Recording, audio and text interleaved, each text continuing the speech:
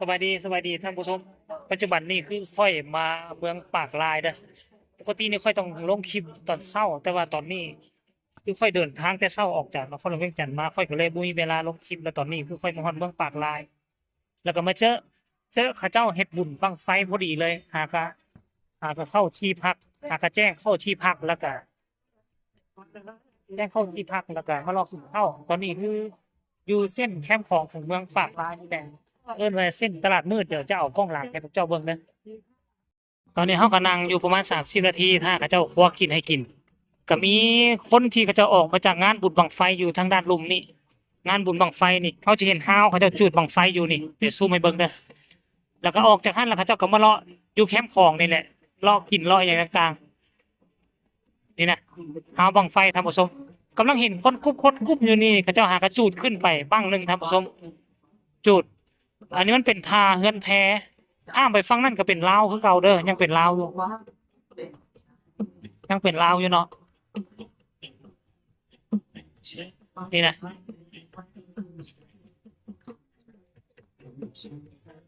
ตัวนี้มันอยู่ข้องเขื่อนมันเขื่อนอยู่เหนือนี่ประมาณจักกิโลหนึงมันก็เลยว่าเฮ็ดให้เบิ่งแหละคือน้ำยังแห้งหลายท่านผู้ชมน้ำแห้งก็เป็นผลดีแนวหนึงเด้ตัวคนที่ซอกอยู่หากินเนาะไหลมองบ้านแห่มันจะหาป่าง่ายกว่าเนาะแนมเบิ่งเห็นแต่หาดทรายสุดลูกหูลูกตาแล้วท่านผู้ชมเนาะคัดกรณีว่านํไปอยู่เบื้องนั้นเป็นหาดทรายอยู่ฝั่งนี้นี่ร้านอาหารเขาคงจะลงไปทางด้านลุ่มหมดนั่นแหละตอนนี้แต่ละห้านแต่ละหยังก็พากันเปิดลำโพงของห้านแพห้านไม้เอาตีกันอยู่นี่แหละบัดเนี่ยก็เลยบ่ฮู้จักสิฟังอันนำห้านใดเนาะนี่ท่านผู้ชมเบิ่งวิถีชีวิตเขาเจ้าใส่เรือใส่มองหาป่าเนาะนี่นี่นะ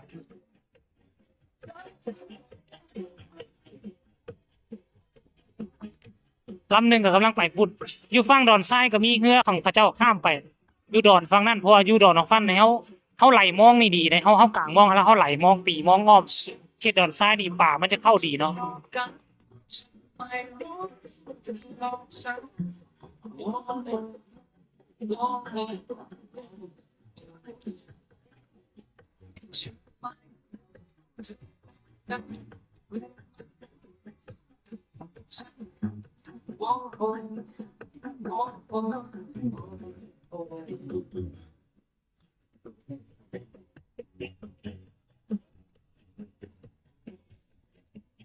ก็คาดว่าประมาณว่าตะเวนตกดินแล้วอีกประมาณชั่วโมงหนึ่งคนก็น่าจะมาเต็มพวกหนุ่มสาวบ่าวสาวก็จะก็สิออกมาเลาะแต่เส้นแคมป์ข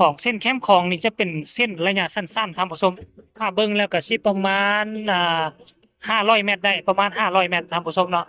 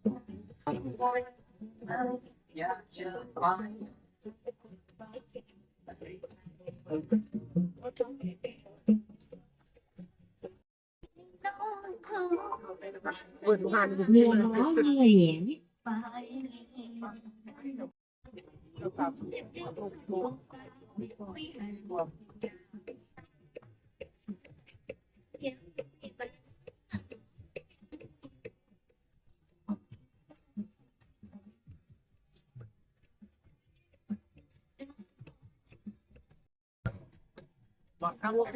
ลาดที่วัดในห้องแม่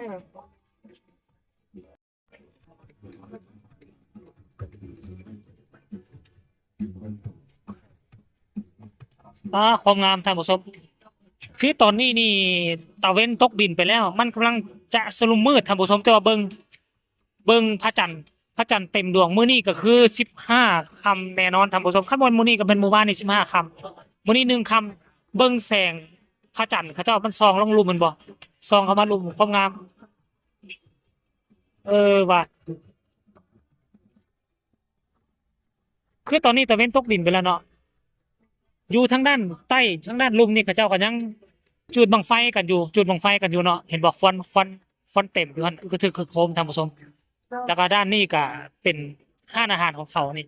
ห้านอาหารก็ยังเรียนติดเรียนต่อกันอยู่นี่กำลังบรรเลงอยู่อีกจังหน่อยหนึงประมาณชั่วโมงหนึงแถวนี้ก็น่าจะเต็มแล้วเพราะว่าคนเขาอยู่มองเขาเจ้าจุดบังไฟงานบังไฟเขาเจ้าสิหลั่งไหลกันมาแถวนี้เนาะ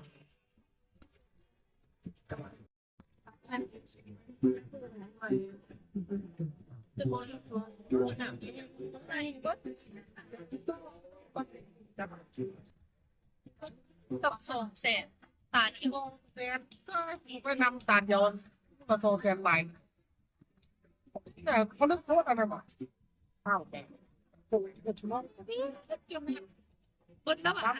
ตั้มผิดมันแต่ว่าต้องได้กี่คิดไว้ได้บ้างคิดไว้ได้หนึ่ง เดื เล่ อน นไปได้ มา มาไปนะ หมายความว่ามอนนี่ตอนแรกกับโมนาเนาะ ตอนนี้พวกเขาก็นั่งกินประมาณ2 ชั่วโมงนั่นแหละมื้อนี้เพราะว่าอาหารเขาเจ้าครัวให้บ่อันนั้นปานใดเพราะว่ามันมีอันน่ะบุญบั้งไฟเขาเจ้าก็เลยบ่พากัน แม่ครัวก็เลยพากันไปเล่นบุญบั้งไฟเฮาก็เลยพากันได้กินแต่ลวกชิ้นลวกอีหยังต่างๆซื้อเนาะทำผสมเนาะเดี๋ยวนี้เฮากำลังสิเดินทางออกจากนี่แล้วพวกเฮาก็สิพากันไปอันน่ะหม้องงานเนาะสิพากันไปหม้องงานเขาเจ้าจุดบั้งไฟขนาดแล้วพวกเฮาก็สิไปเจอกันอยู่หม้องนั้นเนาะ เดี๋ยวสิไปถ่ายบรรยากาศอยู่ทางนั้นให้เบิ่งตืมว่ามันเป็นจังไดเนาะตอนนี้เราออกจากแคมป์ของมาแล้วนะท่านผู้ชมอันนี้คือห้องแคมป์ของเราพักก็ถือว่าเป็นเจ้าหนึ่งที่มีชื่อมีเสียงอยู่ในนี่ได้ท่านผู้ชมเว้ยห้องแคมป์ตัวนี้ติดแคมป์ของเลยคืนนี้ก็คือว่าพระจันทร์เต็มดวงนะท่านผู้ชมเมื่อวานนี้15ค่ำวันนี้1ค่ำพระจันทร์เต็มดวงพระจันทร์เต็มดวงนี่ก็คือมันสวยงามหลายคือห้องพักของพวกเราอยู่อยู่เรียบแคมป์โขงเนาะแคมป์โขงมันก็เลยว่าเฮ็ดให้บรรยากาศโอ้ยสุดยอดหลายนี่